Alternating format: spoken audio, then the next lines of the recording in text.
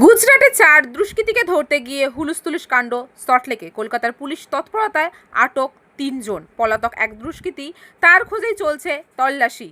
কলকাতা পুলিশের গোপন সূত্রে খবর পায় যে গুজরাটের 4 দুষ্কৃতী কলকাতায় লুকিয়ে আছে। সেই খবর সূত্র ধরে খোঁজ করতে শুরু করে। সূত্রের খবর অনুযায়ী হায়াত হোটেলের কাছ থেকে দুজনকে আটক করা হয় এবং দুজন পালিয়ে যায়।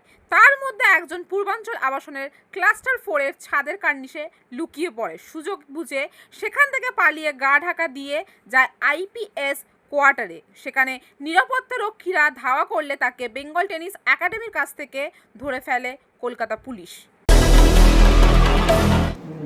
এটা খুবই স্বাভাবিক, আমরা একটু প্রথমে তো আতঙ্কিত হয়ে যাবই, কারণ ওরকম বড় বড় চেহারা 3টে লোক ঢুকে পড়েছে শুনছি ক্লাস্টারের মধ্যে, এবং ছাদের কার্নিশে নাকি শুয়ে রয়েছে।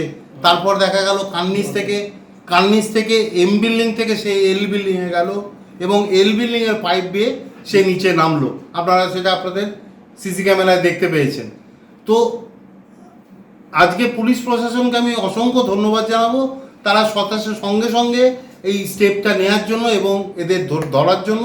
তবু আমরা আবাসিকরা আমরা একটা নিরাপত্তাটার একটা ভাবনার একটা চিন্তা ভাবনার মধ্যে পড়ে যাচ্ছি, কারণ এই ধরনের ঘটনা আমাদের এখানে আগে কোনোদিনও ঘটেনি, যার জন্য আমরা একটু আতঙ্কিত হয়ে যাচ্ছি।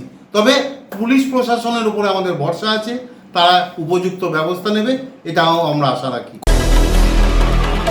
পুলিশ যে অ্যারেস্টটা করেছে উইদিন 15 to 20 মিনিটসের মধ্যে পুলিশই অ্যারেস্টটা করেছে এবং আমাদের লোকাল সাউথ পিএস সেটাকে অ্যারেস্ট করে তাকে নিয়ে গেছে। এবং তাদের যেহেতু তাদের এখন বলা বারণ আছে বা জানি না তাদের কি প্রসিডিওরের মধ্যে আছে, সেই জন্য তারা আমাদের কিছু জানায়নি এখনো।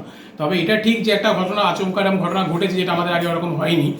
আর আমাদের শোনার কথা এগুলো আমরা জানি না যে এটা গুজরাটের মোস্ট ওয়ান্টেড হতে পারে, নাও হতে পারে, কিন্তু সেক্ষেত্রে আমাদের এই দিক দিয়ে আর একটা জিনিস যে এরকম চ্যালেঞ্জিংয়ের মুখে পড়ে সেখান থেকে পুলিশ আমাদের রেস্কিউ করেছে, রিকভারি করেছে, সেটাও আমাদের খুব অ্যাপ্রিসিয়েটেবল এবং সেটাও আমরা রাজ্য সরকার এবং রাজ্য সরকার পুলিশকে ধন্যবাদ জানাই যে ওরকম টাইমের মতো ওই সিচুয়েশনের মতো যদি হয়ে থাকে এরকম মোস্ট ওয়ান্টেড তাকে এরকম অ্যারেস্ট করা, কারণ সেটা আমরা সাধারণ মানুষ যেটা পাইনি সেটা পুলিশ করে দেখিয়েছে এবং পুলিশই অ্যারেস্ট করেছে, সেটা 15 মিনিটের মধ্যে তাকে অ্যারেস্ট করে নিয়ে চলে গেছে।